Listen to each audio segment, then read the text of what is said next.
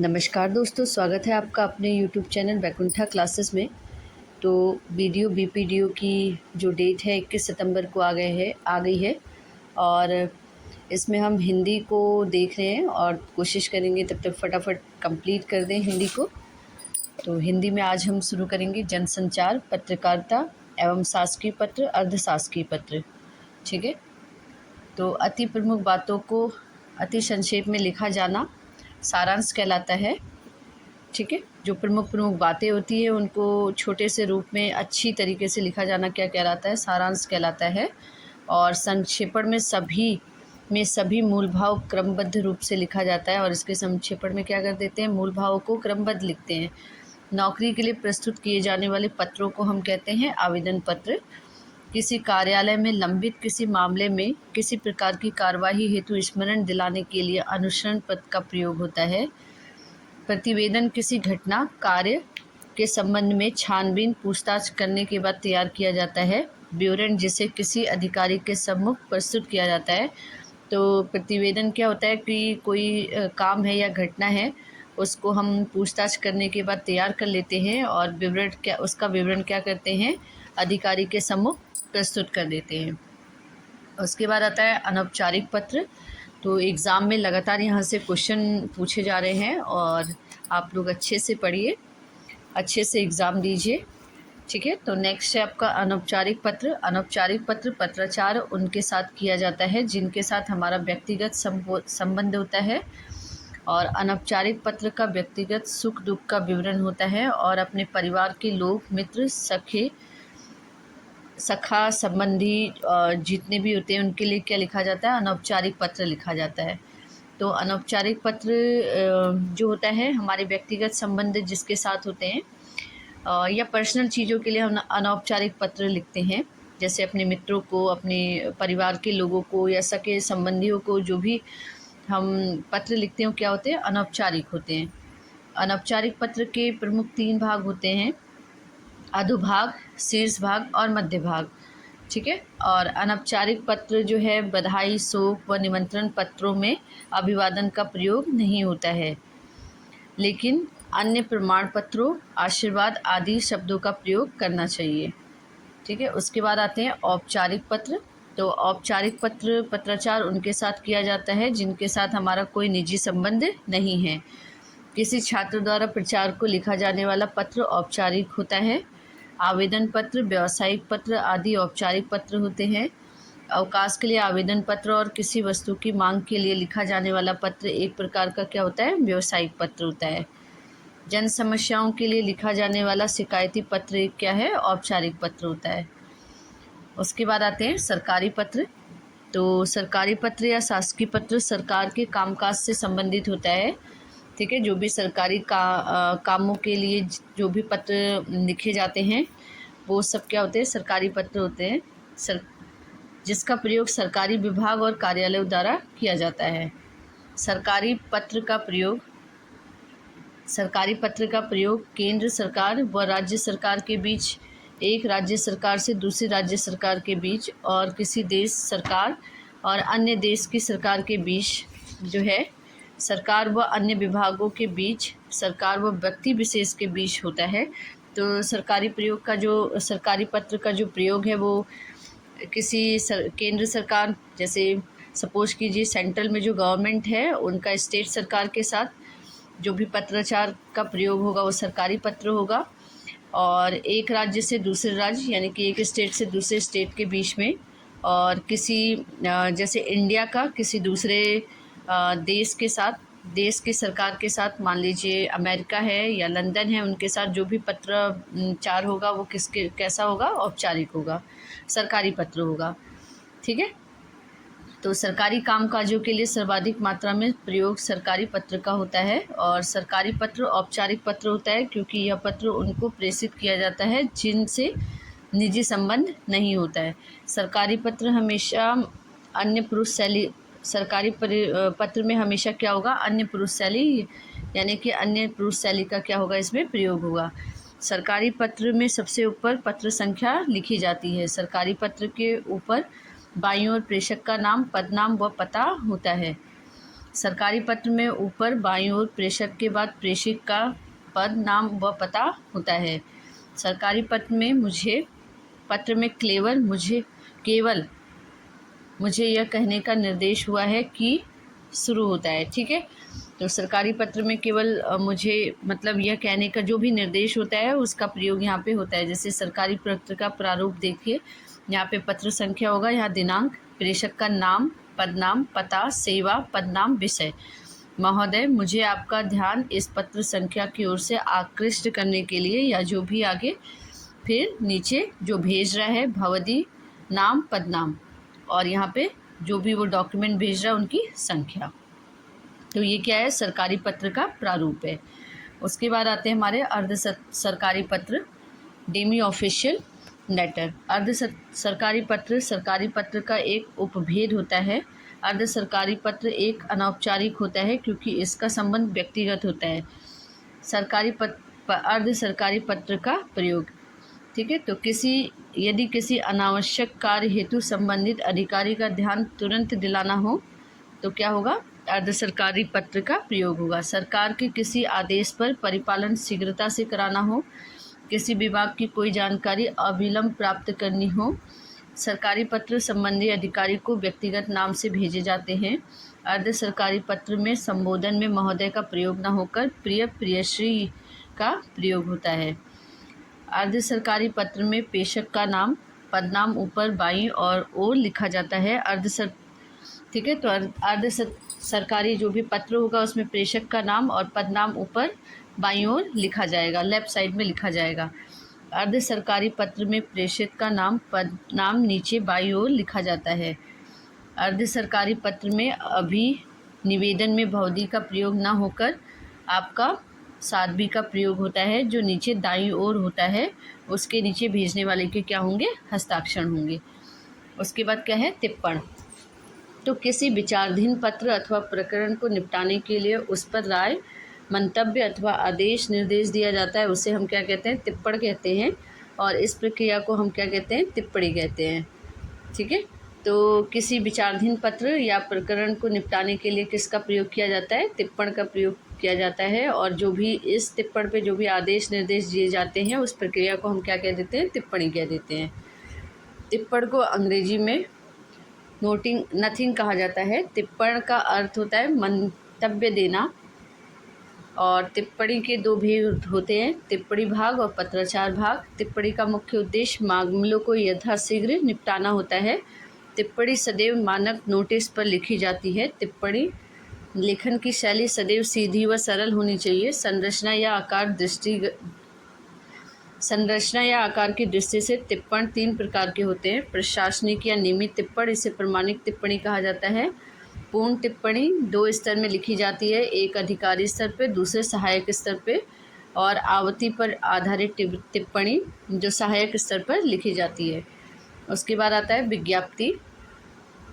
तो सरकारी अथवा गैर सरकारी विभाग अपने किसी निर्देश, घोषणा व आदेश आदि से संबंधित सूचनाओं को जन साधारण तक पहुंचाने हेतु जो आदेश जारी करते हैं उन्हें हम क्या कहते हैं, विज्ञप्ति कहते हैं।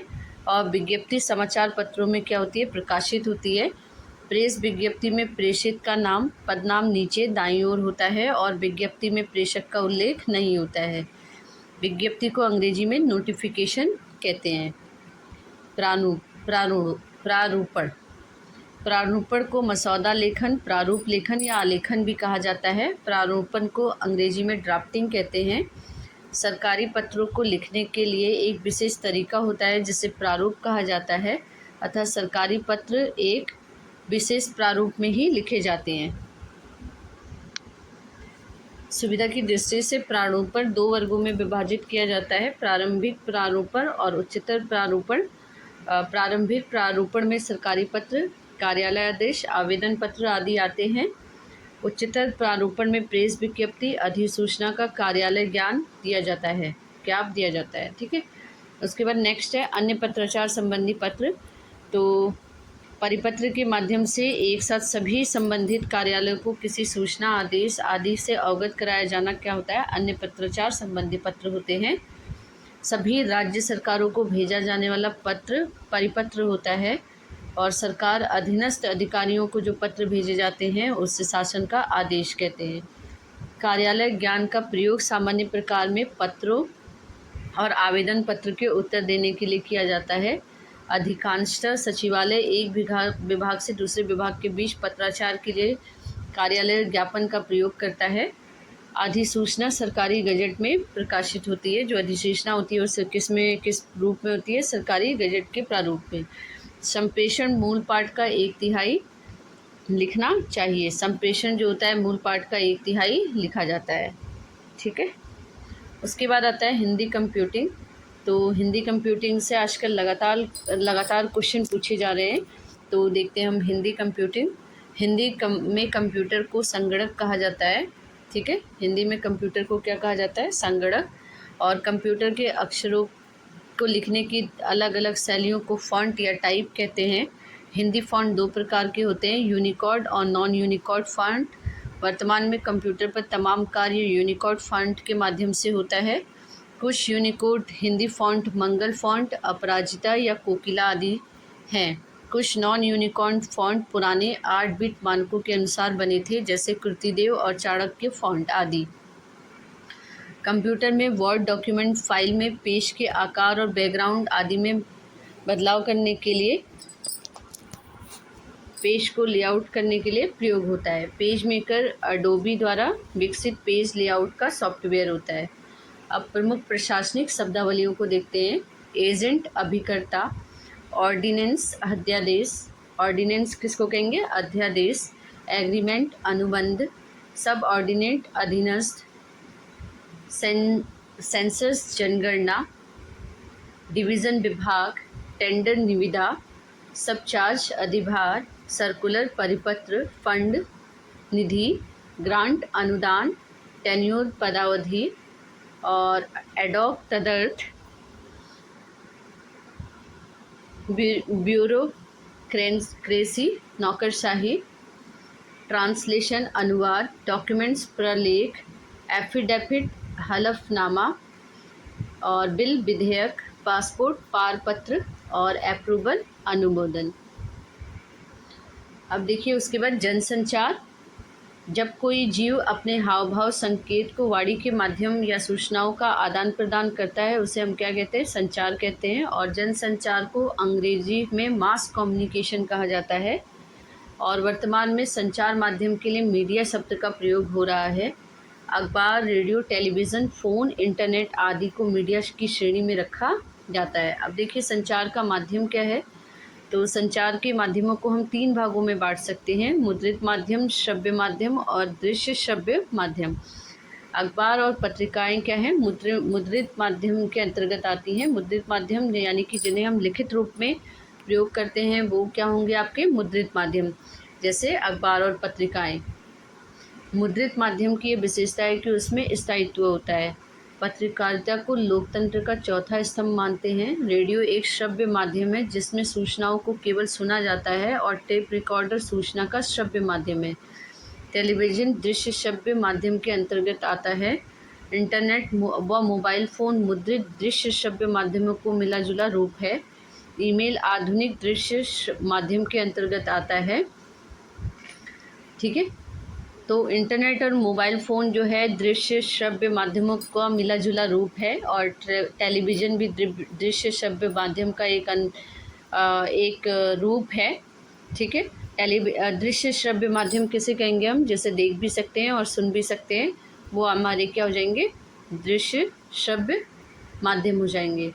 और रेडियो क्या था? श्रव्य माध्यम था जिससे सूचनाओं को सिर्फ हम सुन सकते हैं, वो क्या होता है? श्रव्य माध्यम होगा। और जिसे देख भी सकते हैं, सुन भी सकते हैं, वो क्या होगा? दृश्य श्रव्य माध्यम होगा।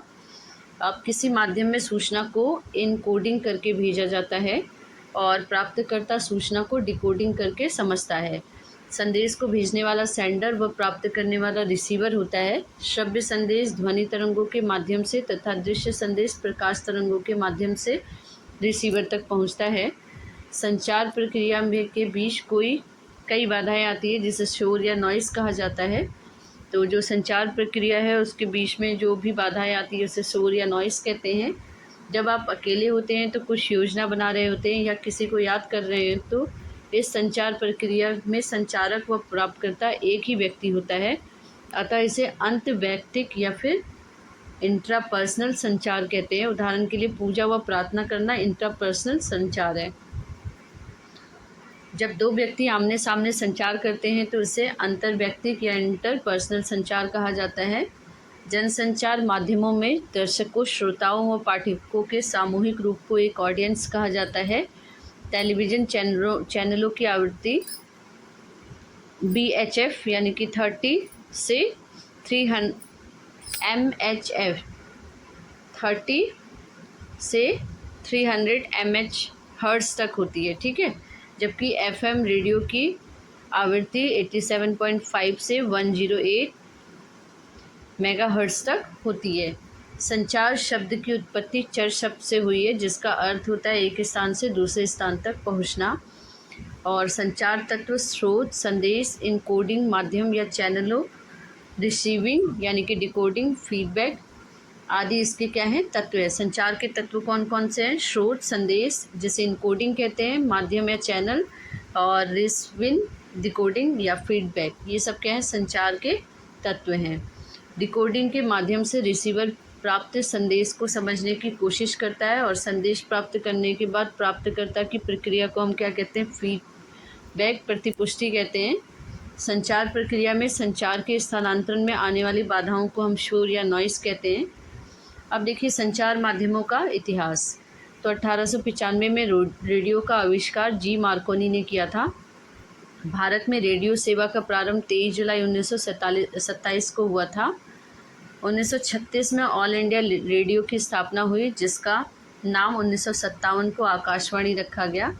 1993 में FM रेडियो की शुरुआत हुई। भारत में टेलीविज़न की शुरुआत 1959 में हुई और 1965 से विधिवत टीवी सेवा का प्रारंभ हुआ। 1976 में आकाशवाणी से अलग होकर दूरदर्शन नाम दिया गया। सिनेमा का आविष्कार श्री थॉमस अल्वा एडिसन को कहा जाता है। भारत में इंटरनेट की शुरुआत 15 अगस्त 1995 को हुई थी। Facebook, WhatsApp, YouTube, Instagram, Snapchat आदि सभी सोशल मीडिया वेबसाइट है। फेसबुक की स्थापना 4 फरवरी 2004 में हुई थी, जिसके संस्थापक मार्क जुकरबर्ग हैं।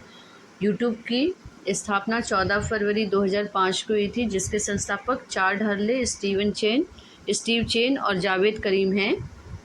व्हाट्सएप की स्थापना 3 मई 2009 को हुई थी, जिसके वर्तमान मालिक फेसबुक इंक है। इंस्टाग्राम की शुरुआत 6 अक्टूबर 2010 को हुई थी। 1997 में आकाशवाणी और दूरदर्शन को स्वायत्तई संस्था प्रसार भारती के अधीन किया गया। भारत में टेलीविज़न की शुरुआत 15 सितंबर 1959 के साथ दूरदर्शन के विकास से हुआ। BBC ने 1936 तक टेलीविज़न की सेवा शुरू कर दी थी। 1976 तक दूरदर्शन आकाशवाणी का हिस्सा था। 1 अप्रैल 1976 को अलग करके दूरदर्शन नाम दिया गया। आज तक समाचार चैनल की शुरुआत 2002 में की गई थी। 1894 ईस्वी में फ्रांस में बनी विश्व की पहली film the arrival of train थी। पत्रकारिता या जर्नलिज्म। पत्रकारिता या जर्नलिज्म क्या होता है? तो वह बड़ी से बड़ी खबर जो कम से कम शब्दों में दर्शकों तक तत्काल महज सूचना के रूप में दी जाती है, उसे फ्लैश या ब्रेकिंग न्यूज़ कहते हैं।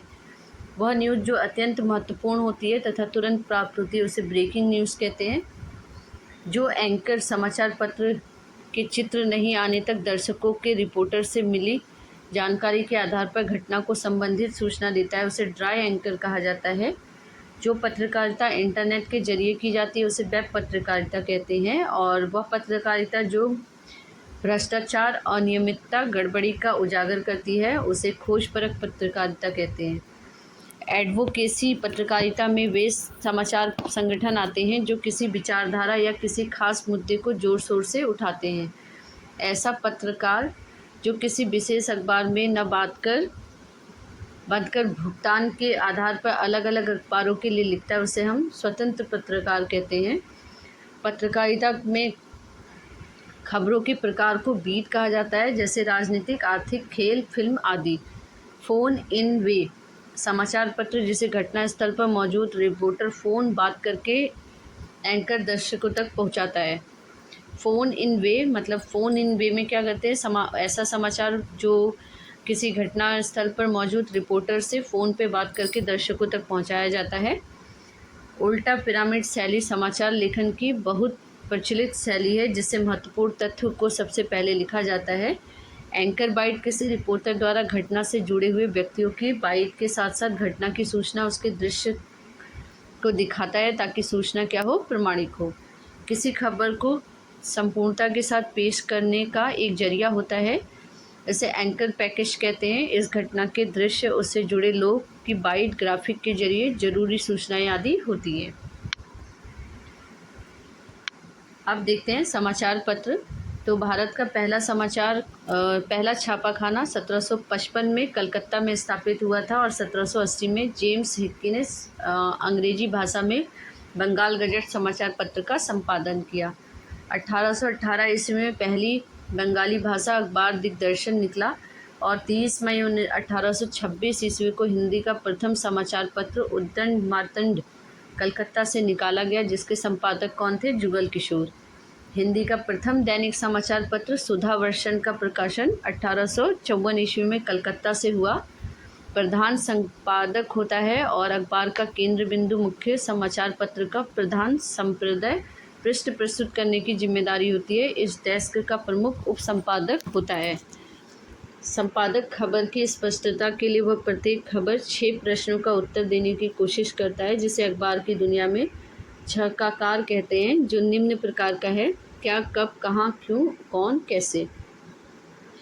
भारत में अंग्रेजी भाषा की समाचार agency United news of India व प्रेस ट्रस्ट ऑफ इंडिया या पीटीआई है। भारत में हिंदी की 2 समाचार एजेंसी यूनिवार्ता व भाषा है। समाचार पत्र जनसंचार का मुद्रित माध्यम है, जबकि रेडियो व टेलीविज़न जनसंचार के इलेक्ट्रॉनिक माध्यम है।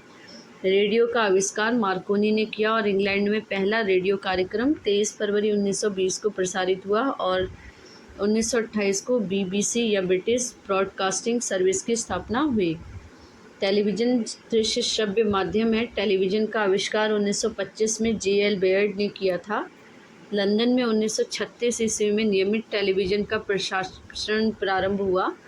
यूनेस्को में विशेष परियोजना के तहत 15 सितंबर 1959 को दिल्ली में पहले टेलीविज़न केंद्र की स्थापना हुई, जिसका उद्घाटन राजेंद्र प्रसाद ने किया और इसका नाम क्या रखा, दूरदर्शन।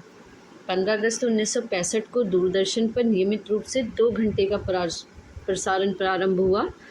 शिक्षा संबंधी कार्यक्रम की शुरुआत इग्नू के ज्ञान दर्शन प्रोग्राम से हुई। ईमेल पत्र भेजने का इलेक्ट्रॉनिक तरीका होता है। फेड आउट, जब रेडियो में कोई ध्वनि धीरे धीरे समाप्त होती है या टेलीविज़न पे कोई दृश्य हटने की प्रक्रिया को हम क्या कहते हैं, फेड आउट। अब इससे संबंधित इम्पॉर्टेंट क्वेश्चंस को हम देखेंगे। तो अपने मित्र बंधुओं को लिखने वाले पत्रों को किस प्रकार के पत्र माना जाता है? कार्यालयी पत्र, अनौपचारिक पत्र, व्यावसायिक पत्र और या फिर पित्तात्रिक पत्र। सॉरी, ये मिस्टेक हो गया, यहाँ पे व्यावसायिक पत्र होगा और यहाँ पे अनौपचारिक पत्र होगा। ठीक है, तो इसका ऑप्शन नंबर बी सही हो जाएगा, अनौपचारिक पत्र। ठीक है, कार्यालयी पत्र और अनौपचारिक पत्र, तो इसका आंसर हो जाएगा आपका अनौपचारिक पत्र। अपने मित्र बंधुओं को जो लिखने वाले पत्र होते हैं वो क्या होते हैं, अनौपचारिक। संपादक किसे कहते हैं? तो समाचार पत्र को एकत्रित करने वाला, प्रकाशन करने वाला, मुद्रक वाला या त्रुटि रहित कर छापने योग्य बनाने वाला। तो 2 का ऑप्शन नंबर डी सही हो जाएगा, त्रुटि रहित कर छापने योग्य बनाने वाला। ठीक है, उसके बाद क्वेश्चन नंबर 3 है, यूनिकोड फॉन्ट के फ़ायदे क्या हैं? मानक कुंजी पटल में टंकण सभी अद्यतन प्रचालन प्रणालियों में पठनीय, ऑनलाइन व ऑफलाइन के लिए प्रयोग में सुविधा और उपरोक्त सभी। तो यूनिकोड जो हो जाएगा, यूनिकोड फॉन्ट के फ़ायदे हैं सभी, उपरोक्त सभी। ऑप्शन नंबर डी इसका करेक्ट हो जाएगा। संचार में शोर का मतलब क्या है? तो संचार प्रक्रिया में तेजी, संचार प्रक्रिया में प्रयोग किए जाने वाले कूट, संचार नहीं कर पाना, संचार प्रक्रिया में बाधा। तो इसका क्या हो जाएगा, संचार प्रक्रिया में बाधा। संचार में शोर का मतलब क्या होगा? संचार प्रक्रिया में बाधा। टिप्पण का मुख्य उद्देश्य क्या है? मामलों पर प्रकाश डालना, मामलों को नियमानुसार निपटाना, मामलों का ब्यौरा तैयार करना, या उपयुक्त में से कोई नहीं। तो 5th का बी हो जाएगा, मामलों का नियमानुसार निपटाना। जो सरकारी पत्र विभागों, संबद्ध अधीनस्थ व स्वायत्तशासी निकायों, विदेश सरकारों, राज्य सरकारों, स्वैच्छिक संस्थाओं अथवा व्यक्तिगत को लिखा जाता है उसे हम कहते हैं परिपत्र, सरकारी पत्र, अर्ध सरकारी पत्र या अनुस्मारक। तो 6 का ऑप्शन नंबर बी सही हो जाएगा, सरकारी पत्र। जो विभागों, अधीनस्थ व स्वायत्तशासी निकायों, विदेश सरकारों द्वारा लिखा जाता है उसे हम क्या कहते हैं? सरकारी पत्र। समाचार लेखन की सबसे प्रचलित, प्रभावी और लोकप्रिय शैली है सूचनात्मक, उल्टा पिरामिड, वस्तुनिष्ठ या वर्णनात्मक। तो उसका ऑप्शन नंबर बी सही हो जाएगा, उल्टा पिरामिड शैली। अर्ध सरकारी पत्र के प्रारूप में प्रेषक का नाम एवं पदनाम होता है, बाईं और अंत में, दाईं और अंत में, बाईं और शीर्ष पर और दाईं और शीर्ष पर। तो 8 का ऑप्शन नंबर सी सही हो जाएगा, बाईं और शीर्ष पर।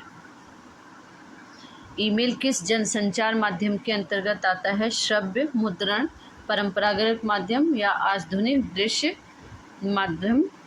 तो ऑप्शन नंबर 9 का डी, क्वेश्चन नंबर 9 का ऑप्शन नंबर डी, आधुनिक दृश्य माध्यम। पासपोर्ट को हिंदी में क्या कहते हैं? हवाई पत्र, निर्यात पत्र, पारपत्र या प्रेषण। तो पासपोर्ट को हिंदी में पारपत्र कहते हैं। किसी भी विचाराधीन पत्र अथवा प्रकरण को निपटाने के लिए उस पर राय, मंतव्य अथवा आदेश, निर्देश दिया जाता है वो कहते हैं निविदा, टिप्पण, विज्ञप्ति, प्रतिवेदन। तो ऑप्शन नंबर बी इसका सही हो जाएगा, टिप्पण। एंकर बाइट द्वारा विस्तृत समाचार को बताने, एंकर बाइट किसको कहते हैं? तो एंकर द्वारा विस्तृत समाचार बताने में, एंकर द्वारा मुख्य समाचार पढ़ने को, एंकर द्वारा किसी समाचार की पुष्टि हेतु वीडियो या कथन दिखाने का, या उपयुक्त में से कोई नहीं। तो एंकर बाइट जो होगा ऑप्शन नंबर 3, एंकर द्वारा किसी समाचार की पुष्टि हेतु वीडियो या कथन दिखाने के लिए एंकर बाइट का यूज़ किया जाता है। किसी मुद्दे पर लेख लिखने में उस ताज़ी घटना का उल्लेख करना जिसके कारण वह मुद्दा चर्चा में आया है क्या कहलाता है? न्यूज़ पेज, अप-एड, पीतकारिता या पेज 3 पत्रकारिता। तो ऑप्शन नंबर ए सही हो जाएगा, न्यूज़ पेज।